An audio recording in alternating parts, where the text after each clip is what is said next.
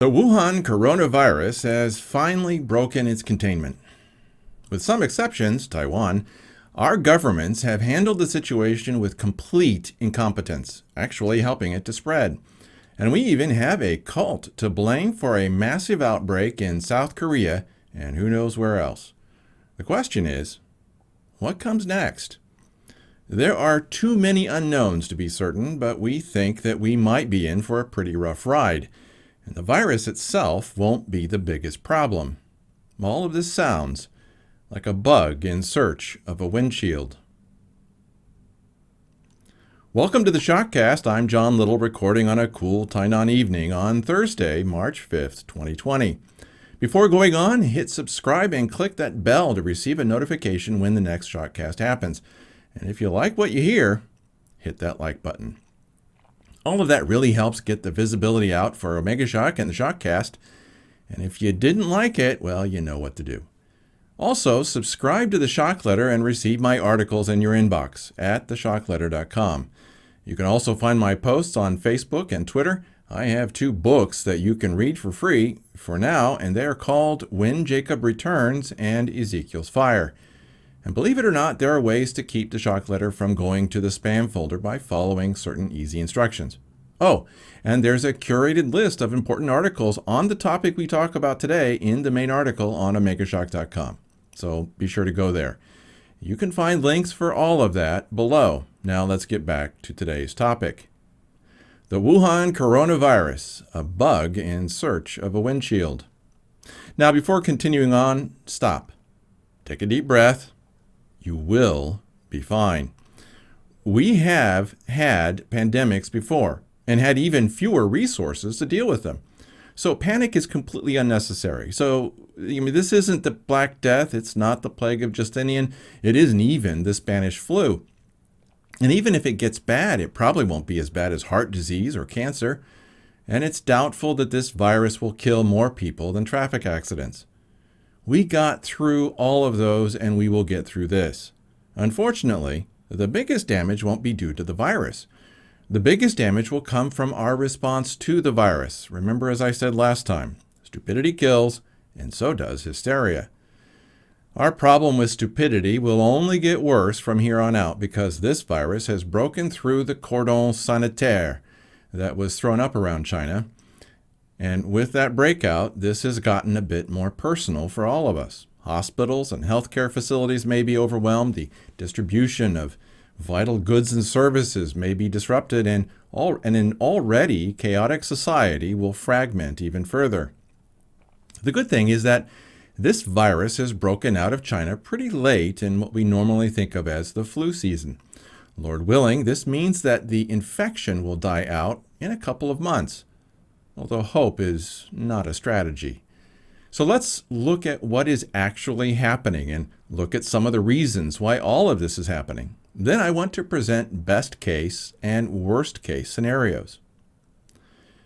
Our first stop is China, China, China. Even though we are seeing more and more information about this infection coming from reliable sources outside of China, we're still stuck with looking at this virus in China. If nothing else, you need to know that most of the panicky headlines are still based on Chinese data. So we need to spend some time examining why Chinese data isn't a reliable measure for what we can expect. And I want to start off with something that those of us living in East Asia know all too well. China is horribly dirty and polluted.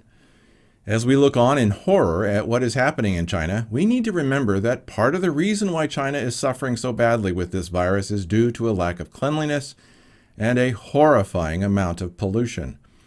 China took a lot of shortcuts to get where they are now, and this Wuhan coronavirus is one price that they've had to pay. The corrupt and evil Chinese Communist Party did great damage to the safety and well-being of the Chinese people in their quest for another great leap forward. In previous articles, I have emphasized the mess that China is. Bad hygiene and a lack of basic cleanliness is a gigantic problem everywhere in China. Then there are horrifying statistics like the fact that 48% of all Chinese men are smokers. And the amount of air pollution, water pollution, and polluted farmland is shockingly bad. You can see a lot of that in a recent video on the serpentza YouTube channel. It's titled, "It's Time to Call Out China's BS." Winston spent 14 years in China and recently relocated to America. And what he has to say about conditions in China will disturb many of you. And I can confirm a lot of what he has seen from my own 10 years and counting in Taiwan. In some rural areas of Taiwan, traditional Chinese notions about cleanliness dominate, and that is not a good thing. I've seen some things that make me shudder.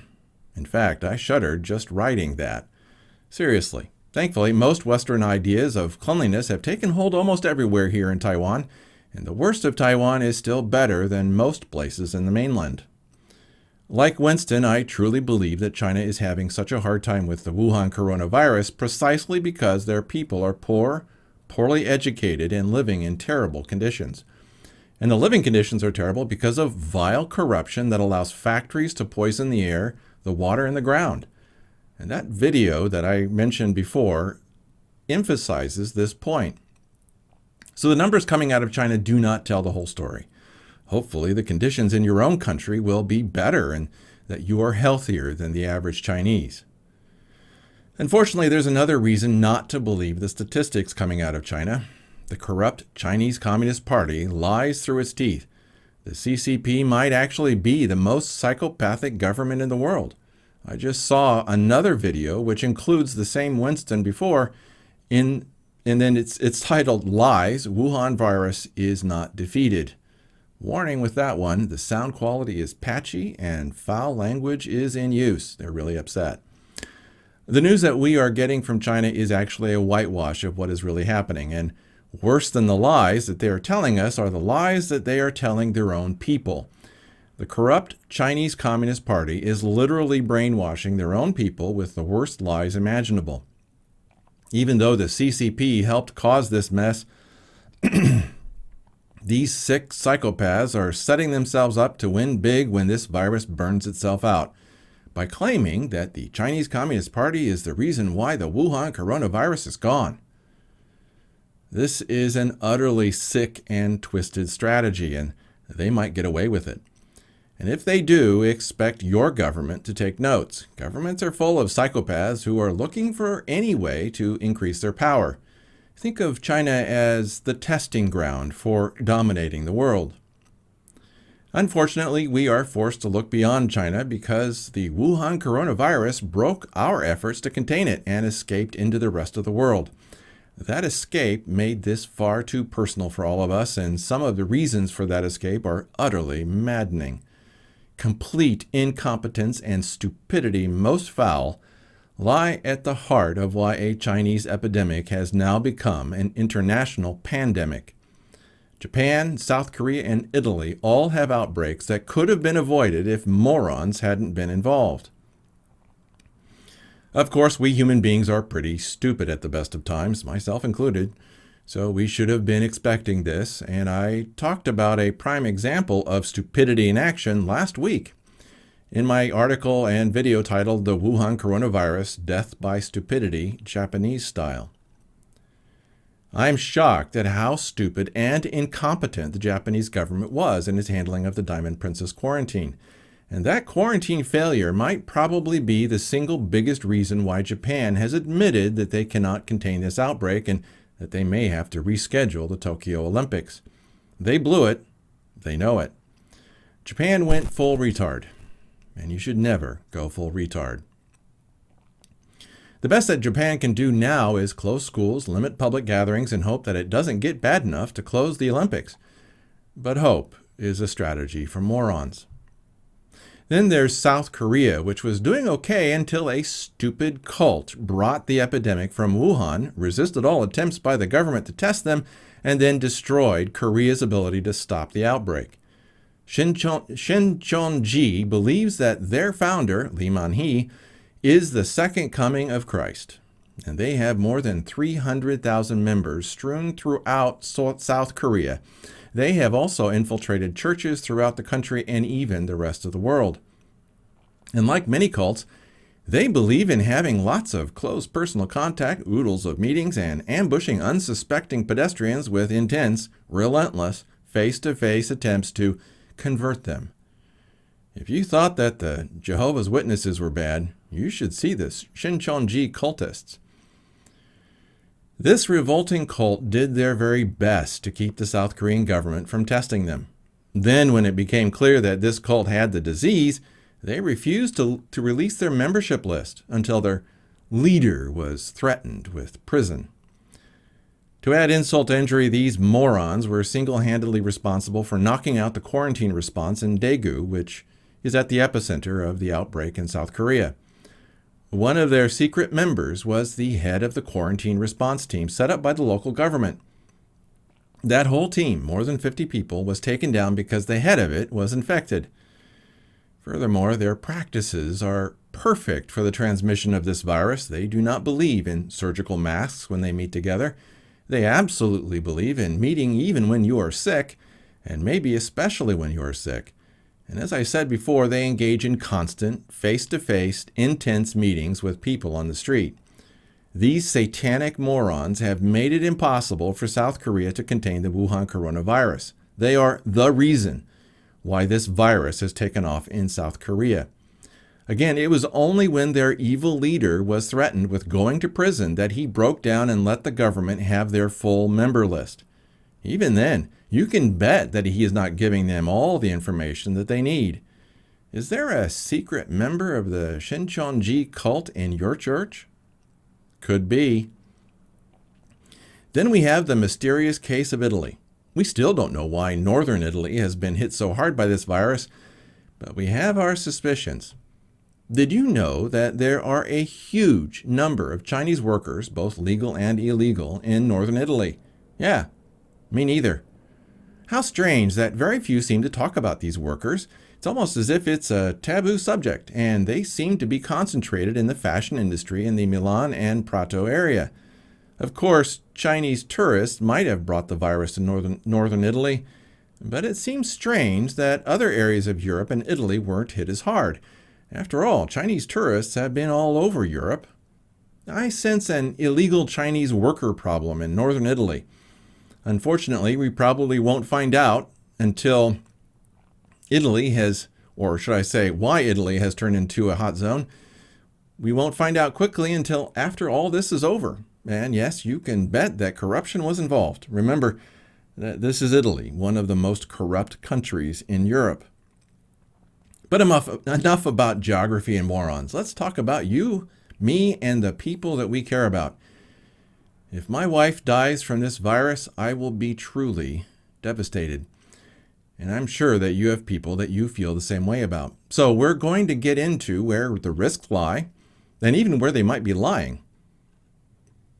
When we look at the demographics of those affected by the Wuhan coronavirus, two things stand out: age and health. The older you are, the more that this virus will affect you, and any pre-existing health condition will also have a big impact. In one of the largest studies to come out of China, they came up with something interesting. Only 2% of those 19 and younger even had enough symptoms to see a doctor. Only 8% of those between 20 and 29 needed to see a doctor, and 90% of all cases were 30 and older. And remember that these figures are only for those who had strong enough symptoms to cause them to go to a doctor for help. So this is very good news for your children who are college age and younger. It will also be good news for those of you who are older but in good health. 81% of all cases seen by doctors were reported as mild, meaning mild or mild to no pneumonia. So those of us who are older still have an excellent chance of only coming down with something like a really bad cold. But the big danger lies with those who are in the category of elderly. And it's this next bit that says a lot. 22.8% of those who died were 70 and older. That's a lot. You can find the article with these statistics on an article on JAMAnetwork.com, Journal of American Medical Association, and it's titled Characteristics of and Important Lessons from the Coronavirus 2019 COVID-19 Outbreak in China. Unfortunately, the article doesn't break down the age numbers further, and it does not reveal the numbers of those who smoked or had health problems like cancer or diabetes. I would love to get into those over other health statistics, but that's a little more difficult. However, age is one bit of data that's pretty easy to obtain, so I went and looked up the stats on some of the more interesting countries that you might be living in or seeing in the news. The following table, hopefully you'll be able to see it here, provides a percentage of the population of each country that is 65 and older. China has about just under 12% 65 and older. United States is 12.9, Europe is almost 20, United Kingdom is 18.19, Italy is almost 23, Poland is 17.5, Australia is 16.44, South Korea is 14.42, and Japan is 27.87.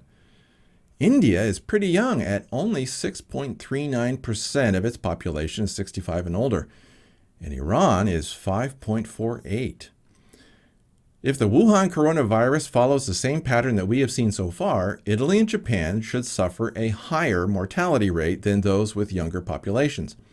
However, since their healthcare systems are more advanced than China's, maybe they will do okay. The next few months will give us a better idea. Will India and Iran, with their far younger societies, do better, even if the quality of their healthcare is inferior? Good question. As interesting as these questions are, I am not looking forward to getting answers to them, but I'm afraid that needs must when the devil drives. Of course, I'm assuming that healthcare in the West is superior to what they have in China. But am I completely correct in assuming that? So I decided to take a look. I am hardly an expert on healthcare, but what I can do is count hospital beds. And when the number of people needing a hospital bed exceeds the number of available beds, you have a serious problem. And at some point, this becomes a catastrophe when people panic after realizing that the hospitals are full just when they've come down with a really bad cough. According to the OECD, the United States averages about 2.77 beds per 1,000 people. That number represents a decline of 20% from year 2000, when the number of hospital beds was about 3.49 per 1,000 people.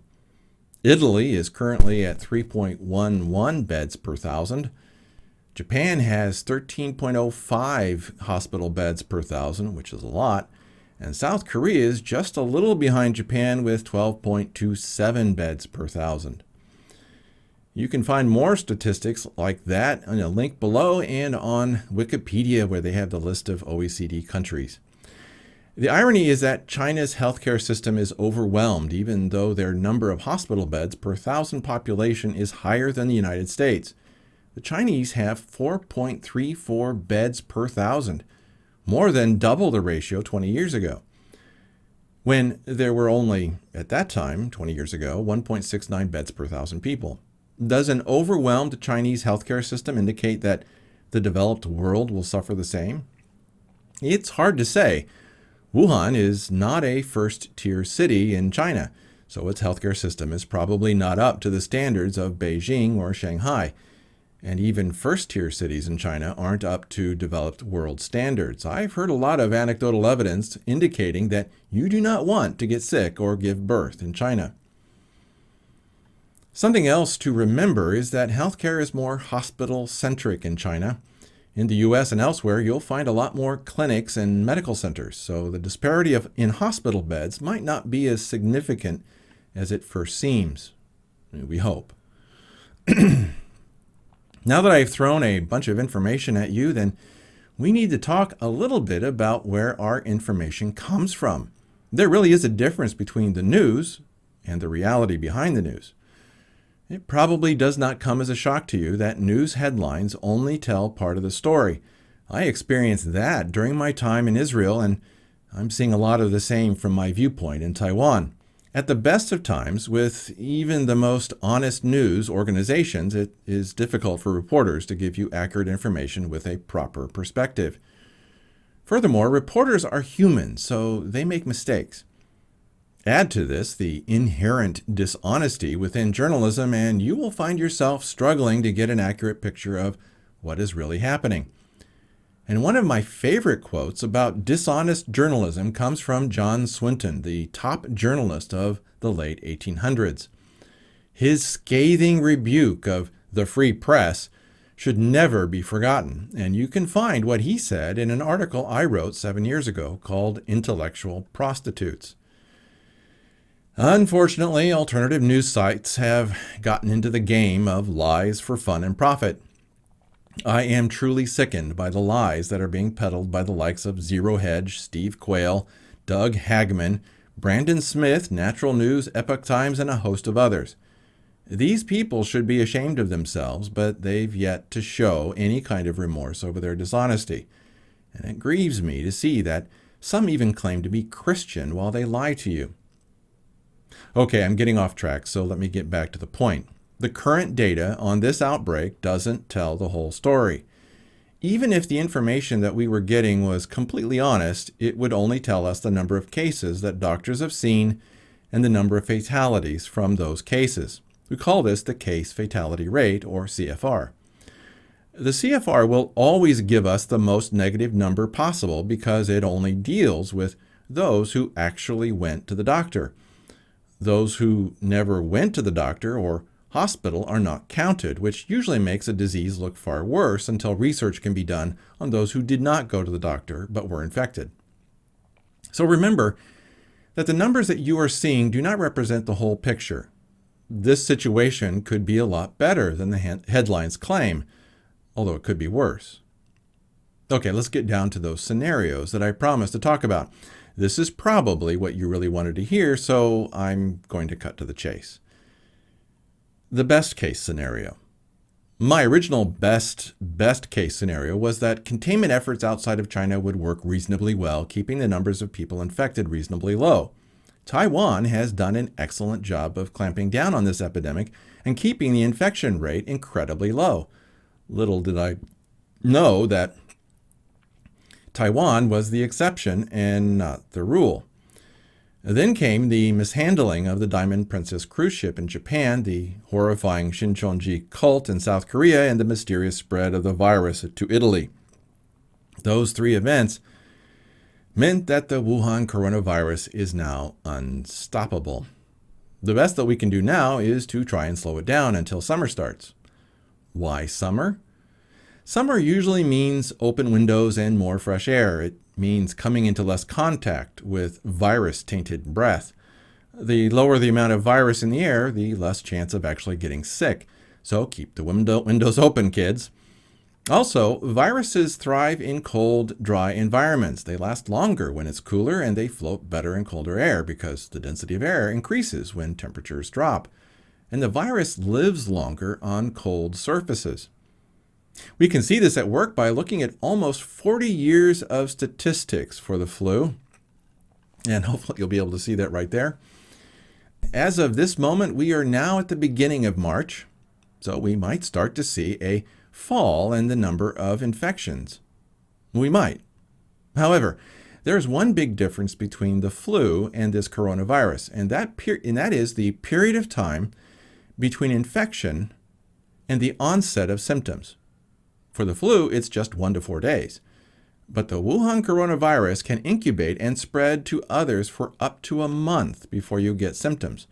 This means that we might not start to see a decline in infections until April. So even if you believe that this virus will start to die out soon, we must still be careful to protect the elderly and those with damaged immune systems. We must continue to take extra care to ensure that nursing homes are virus-free.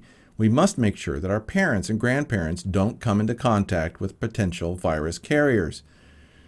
This means that our own children shouldn't be visiting grandma until it gets hot outside. Unfortunately, there are morons among us who don't seem to get the idea of quarantine and social distancing. If you have friends or relatives who are morons, and we all do, don't be afraid to hurt their feelings by telling them to stay away from the elderly and sick, and yourself. Morons never learn, so don't expect them to understand. If you need some biblical help in understanding morons, just do a word search for fool in the Bible. They're everywhere. Hopefully this summer we will be able to breathe a sigh of relief and say goodbye to this outbreak. That's assuming that the southern hemisphere won't get their turn. If this outbreak shifts to the south, well, let's hope that it doesn't. Their fall and winter are coming, and a disease outbreak down under might mean that the Wuhan Coronavirus will keep coming back every year. And that would not be a best-case scenario. There's also another point that I have been wanting to or waiting to see more information on, and that is the mutation rate for this virus. And it's good evidence, and if it has good evidence of mutation, it's a good thing. Why? Because a high mutation rate generally means that the virus will quickly neutralize itself. I say generally because the Spanish flu of 1918 is an example of mutation going the wrong way. But thankfully, we don't normally see such pandemics.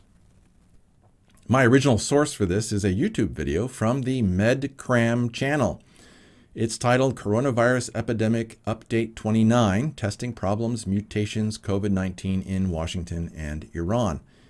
If you are concerned about this virus, you owe it to yourself to subscribe to this channel and listen to what he says. Dr. Seholt is a pulmonologist who does a fantastic job of explaining the important details that others miss. And Mrs. Little loves this channel. The point is that this virus is mutating and probably losing its ability to spread and cause damage.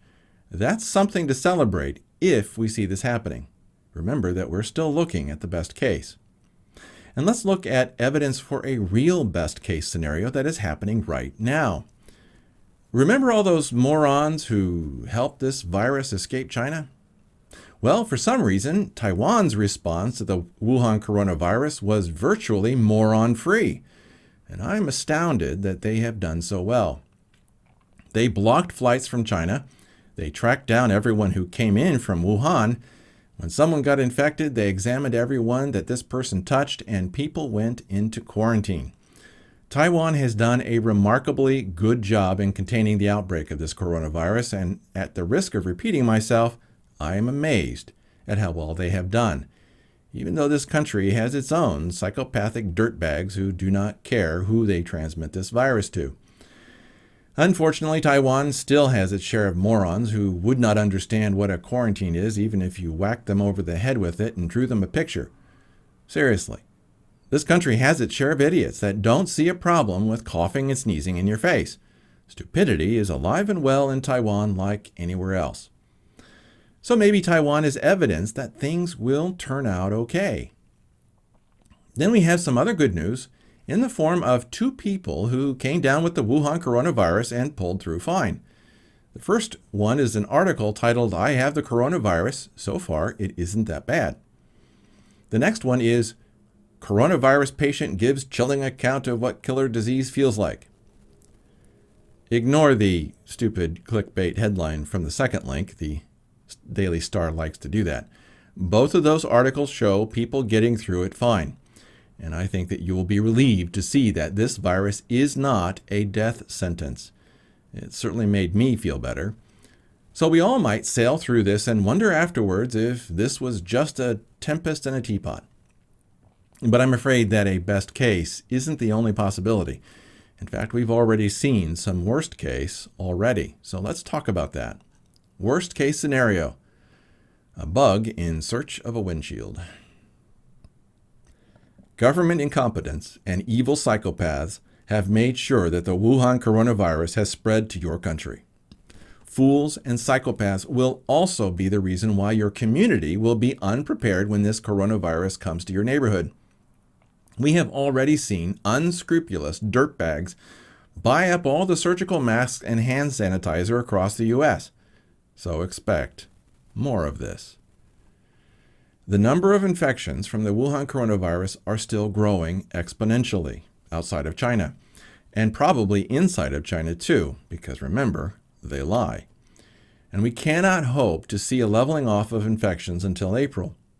Until we see such a change in the infection rate, we must assume that it might keep rising. This means that this summer might not see a reduction in the infection rate. After all, the 2009 flu pandemic had its biggest spike in late July.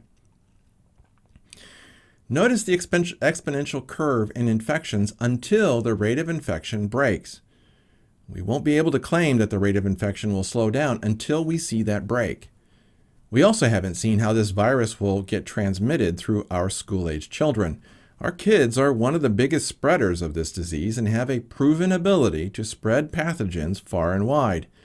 They don't understand good hygiene. They can't keep their hands off each other and us.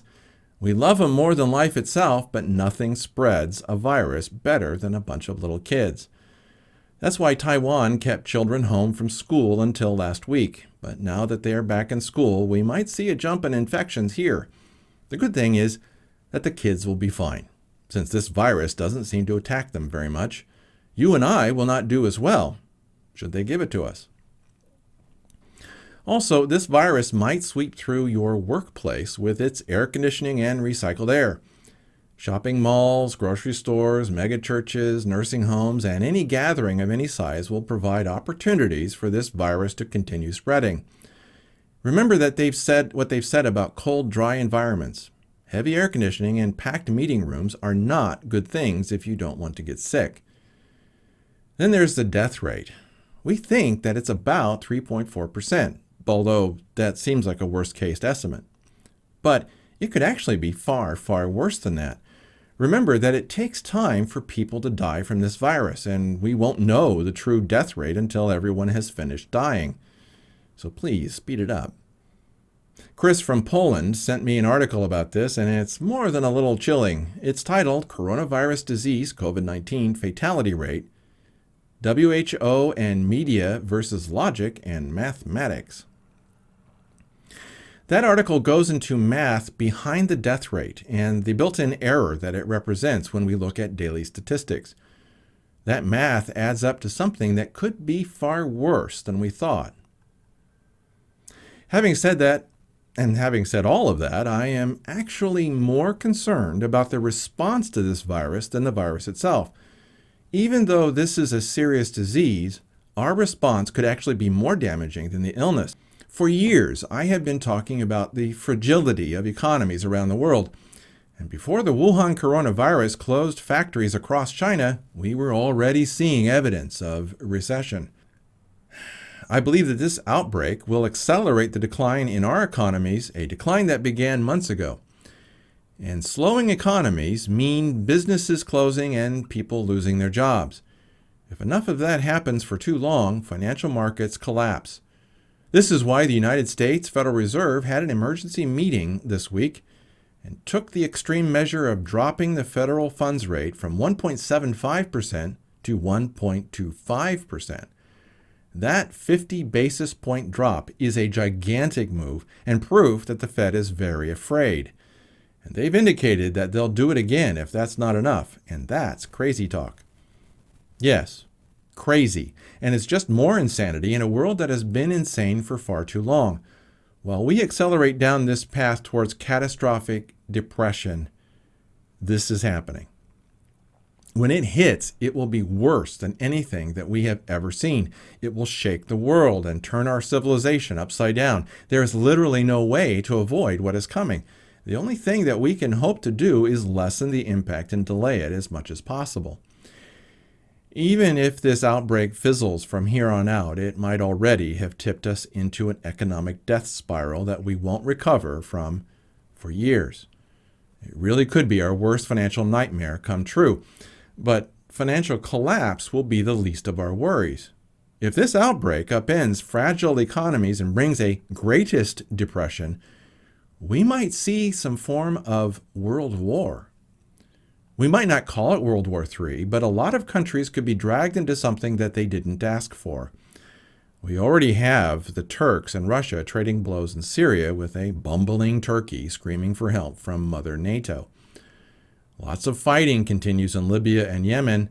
Iran is itching to destroy Israel and take over the Middle East, and Ethiopia's Renaissance Dam is about to start filling in July. Our world is a bug in search of a windshield. And we've been looking to get squashed for a very long time, and the perfect time to get squashed is right after a major economic and financial collapse. If you need an example, look at the rise of fascism and the coming of World War II, all of which followed the Great Depression. These are the last days, so it's realistic to assume the worst. And yes, the worst is coming because the Bible said so. The only question is whether this virus will be the tipping point or something else will do the job. Just don't think that you are immune to catastrophe. The good thing is that even if the worst happens, we don't need to panic.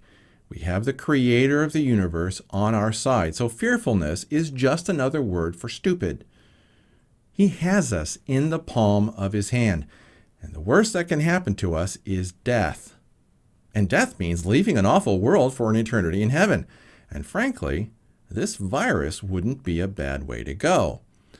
I almost died from pneumonia when I was about 15, and the symptoms that people have described about this virus brought back memories of what I experienced almost 40 years ago.